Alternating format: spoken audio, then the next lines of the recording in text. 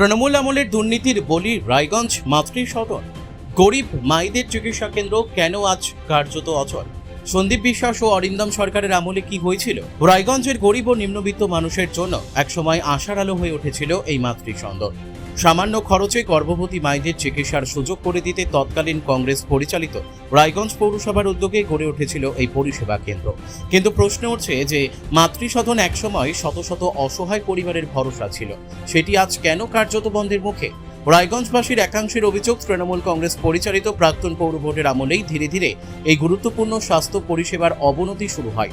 দীর্ঘদিন ধরে পৌরসভা পরিচালনার দায়িত্বে থাকা তৎকালীন পৌরপতি সন্দীপ বিশ্বাস এবং উপপৌরপতি অরিন্দম সরকারের নেতৃত্বে কেন এই অবস্থার সৃষ্টি হলো, সেই প্রশ্ন এখন জোরালো হচ্ছে রাজনৈতিক মহলে। বর্তমানে মাতৃসদনের চিত্র যেন এক পরিত্যক্ত ভবনের মতো।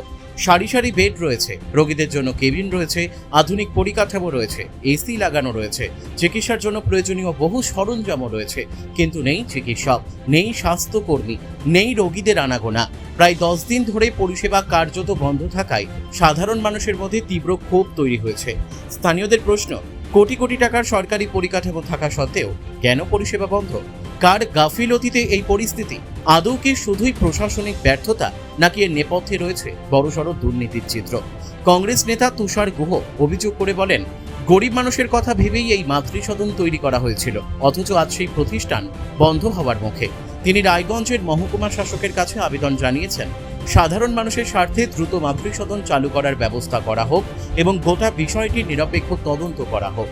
অন্যদিকে উত্তর দিনাজপুর জেলা বিজেপি সভাপতি নিমাই কবিরাজও তৃণমূল পরিচালিত প্রাক্তন পৌর বোর্ডের বিরুদ্ধে তোপ দেখেছেন।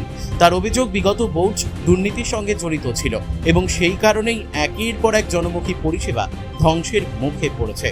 মাতৃসদনের বর্তমান অবস্থা সেই ব্যর্থতারই প্রতিফলন বলে দাবি তার। রাজনৈতিক মহলের একাংশের প্রশ্ন, দীর্ঘদিন পৌরসভার ক্ষমতায় থাকার পর এবং পরে পৌর প্রশাসক হিসেবেও দায়িত্ব পালন করার সময় সন্দীপ বিশ্বাস ও অরিন্দম সরকার কি এই পরিস্থিতি সম্পর্কে অবগত ছিলেন না? যদি অবগত থাকেন, তাহলে কেন প্রয়োজনীয় পদক্ষেপ নেওয়া হয়নি? আর যদি অবগত না থাকেন, তাহলে প্রশাসনিক দায়িত্ব পালনে এত বড় ব্যর্থতার জবাব কে দেবে? রায়গঞ্জবাসীর অভিযোগ, শহরের বিভিন্ন ওয়ার্ডে উন্নয়নের গতি দীর্ঘদিন ধরেই স্লথ ছিল। সেই অভিযোগের মধ্যেই এবার মাতৃসদনের মতো একটি গুরুত্বপূর্ণ জনস্বাস্থ্য পরিষেবা কার্যত অচল হয়ে পড়ায় নতুন করে ক্ষোভের সঞ্চার হয়েছে। এখন সাধারণ মানুষের একটাই দাবি, মাতৃসদন অবিলম্বে চালু করতে হবে, বন্ধের কারণ খতিয়ে দেখতে হবে এবং যদি কোনো ধরনের দুর্নীতি বা গাফিলতির প্রমাণ মেলে, তাহলে দোষীদের বিরুদ্ধে কঠোর ব্যবস্থাও নিতে হবে।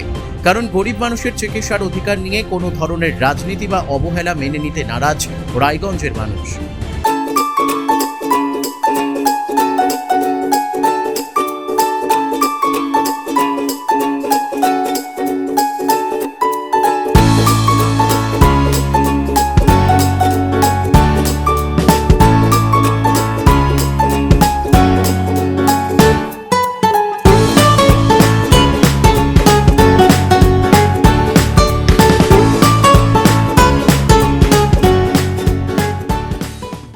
সেটা হচ্ছে, একটা সময় আইপিপি হসপিটাল শুধুমাত্র ওপিডিই থাকতো, শুধু ওপিডিতে ট্রিটমেন্ট হতো, মানুষ যেত ওখানে, ডাক্তার দেখাতো, চলে আসতো।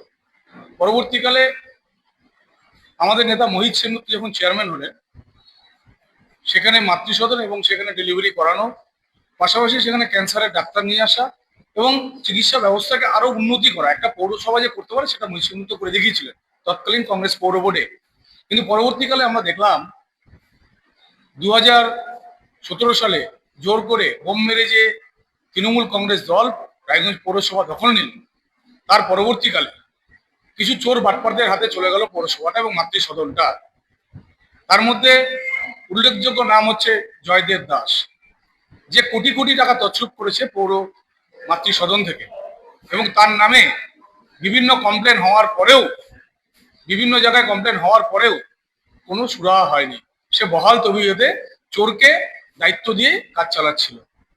তো একটা জায়গা, এই মাতৃসদনটা রায়গঞ্জের অনেক মানুষ, গরিব মানুষ, বিভিন্ন এলাকার মানুষ যারা নার্সিংহোমে তাদের ডেলিভারি করাতে পারে না পরিবারের লোকদের, তারা পৌরসভায় মাতৃসদনে কম খরচে করাতো।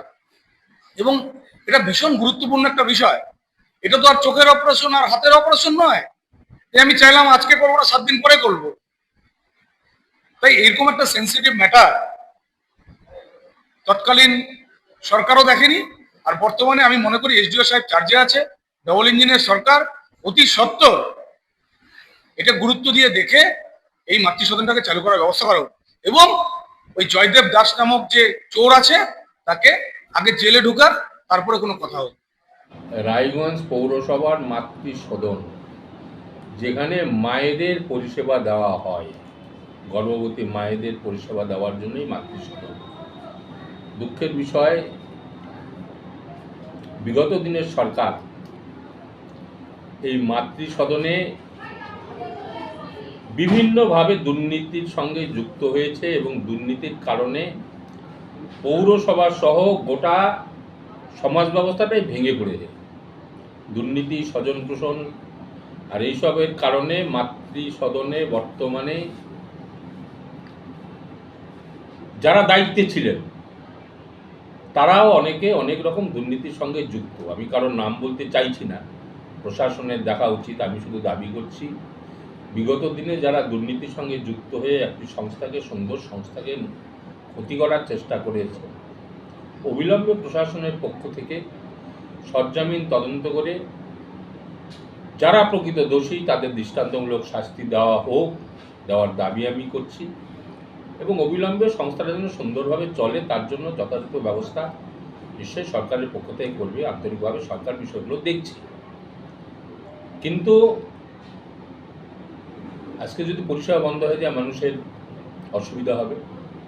দ্রুত পরিষেবা যাতে চালু করা যায় তার জন্য আমরা প্রশাসনকে অনুরোধ করব। এটুকু বলার আছে। তবে দুর্নীতি যারা করেছে কেউ রেহাই পাবে না, এটুকু আমি দায়িত্ব নিয়ে বলতে পারি। রায়গঞ্জ থেকে রামকৃষ্ণ দাসের রিপোর্ট, কুলিক নিউজ।